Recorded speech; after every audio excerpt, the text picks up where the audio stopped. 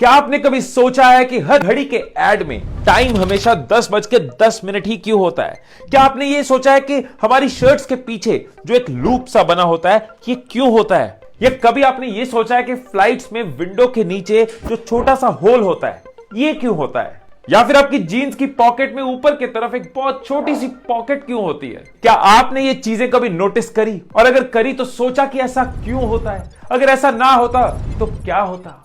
आज की ये वीडियो आपकी ऑब्जर्वेशन स्किल्स, आपके माइंड की पावर, आपकी नॉलेज को इंक्रीज करेगा, आपकी लाइफ में एक बहुत बड़ा चेंज लेके आएगा। शेरलॉक होम्स की तरह आप भी छोटी छोटी चीजों से बड़े बड़े नॉलेज के बाइट्स ले पाओगे, क्योंकि आज आपको इस वीडियो के एंड में ये चारों सवालों के जवाब तो मिलेगा, लेकिन साथ में मैं शेयर कर रहा हूं 3L फॉर्मूला जो 100 बुक्स पढ़ने की पावर के बराबर नॉलेज आपको दे सकता है। पहला L, लुक। दोस्तों कहते हैं ना कि एक तस्वीर हजारों शब्द बयान कर देती है। सोचो एक कैमरा से ली जाने वाली तस्वीर अगर हजारों शब्द अगर इतना कुछ बयान कर सकती है तो दुनिया के सबसे एडवांस्ड, सबसे एक्स्ट्राऑर्डिनरी कैमरा यानी कि हमारी आंखों से हम कितना कुछ कर सकते हैं। इससे ली हुई तस्वीरों से हम कितना कुछ सीख सकते हैं। दोस्तों हम ट्रेन कोचेस, स्पीकर्स या ट्रेनर्स कैसे अपनी बात को इफेक्टिवली ऑडियंस तक पहुंचा पाते हैं? जब कोई क्वेश्चन पूछता है तो इफेक्टिवली कैसे उसको रिप्लाई कर पाते हैं? क्योंकि हम सिर्फ देखते नहीं हैं, ऑब्जर्व करते हैं।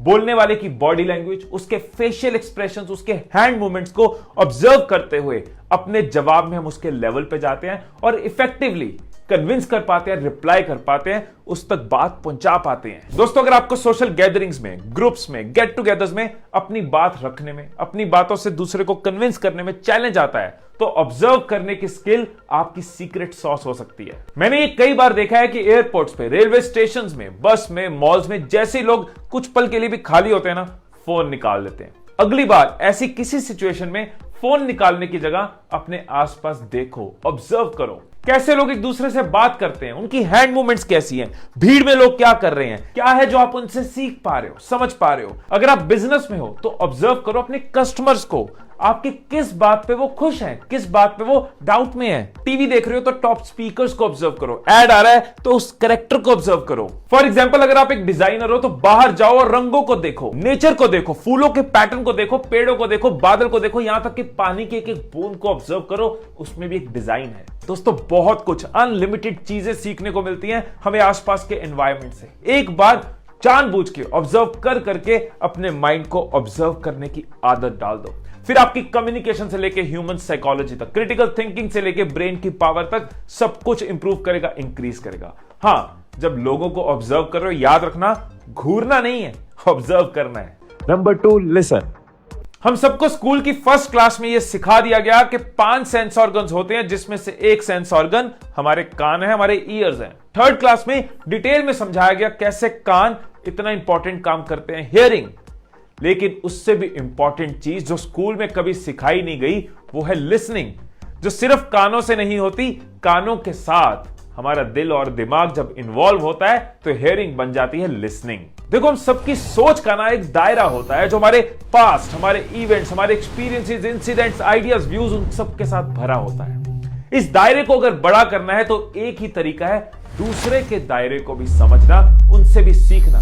जो हम कर सकते हैं उनको सुनने के साथ। जैसे कि लैरी किंग ने कहा, nothing I say this day will teach me anything, if I want to learn I must do it by listening. मेरे बोलने से मैं आज कुछ नया नहीं सीखने वाला, लेकिन अगर मुझे सीखना है तो मुझे सुनना होगा। ये जो अच्छी लिसनिंग है ना, ये बहुत बड़ा जादू आपके लिए करती है। कई बार हम लोगों की इंस्ट्रक्शंस को सही से सुना नहीं होता और जिस वजह से प्रॉब्लम्स होती हैं। बॉस की इंस्ट्रक्शंस, टीचर्स की इंस्ट्रक्शन, पेरेंट्स की इंस्ट्रक्शन, अगर आपकी लिसनिंग अच्छी है तो ये सब लफड़ों से आप बच जाते हो।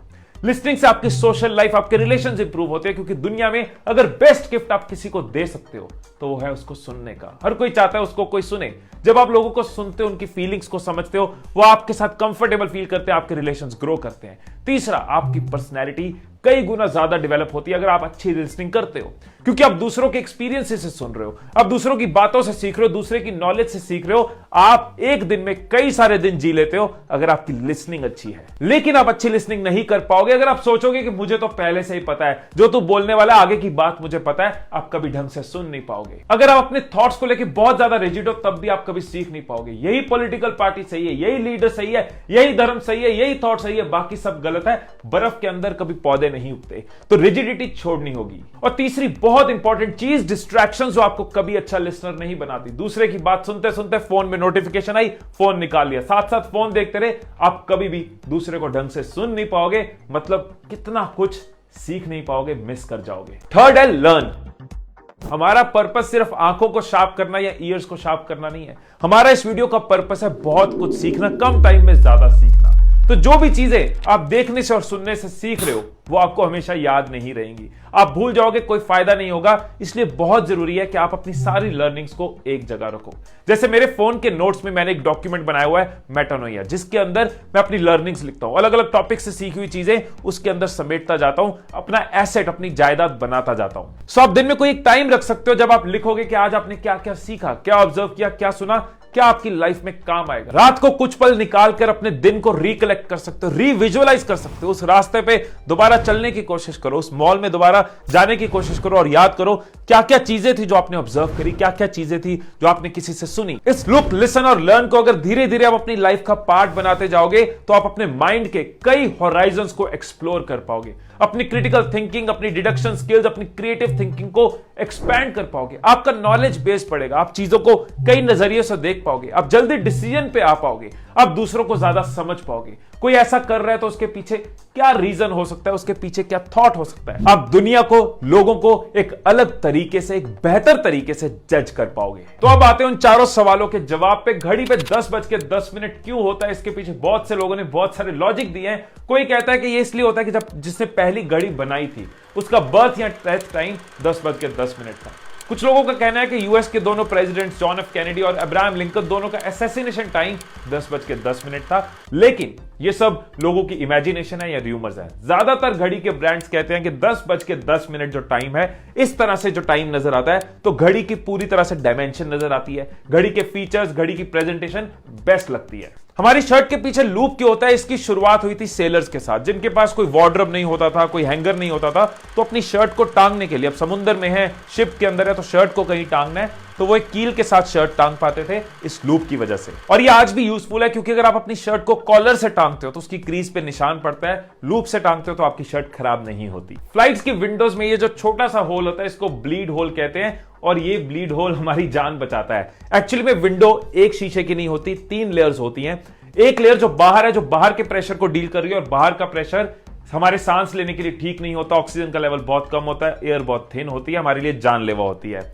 और अंदर का शीशा जो है वो इनर प्रेशर के साथ डील कर रहा है। तो ये विंडो पेन्स एयर प्रेशर बनाए रखे, अंदर और बाहर के प्रेशर का लोचा ना हो, इसलिए ब्लीड होल होता है। जीन्स के ऊपर ये छोटी सी पॉकेट क्यों होती है, शायद आपको ना पता हो। जीन्स पहनने की शुरुआत करी थी काउबॉयज ने, और वो अपने पास रखते थे एक पॉकेट वॉच। वो पॉकेट वॉच टूटे ना, इसलिए लेवाइस ने जीन्स के अंदर ये एक स्मॉल पॉकेट शुरू करी, सो दैट वो पॉकेट वॉच रख पाए। और आज की डेट में ये छोटी पॉकेट यूज होती है कॉइन्स और ऐसी कई चीजें रखने के लिए।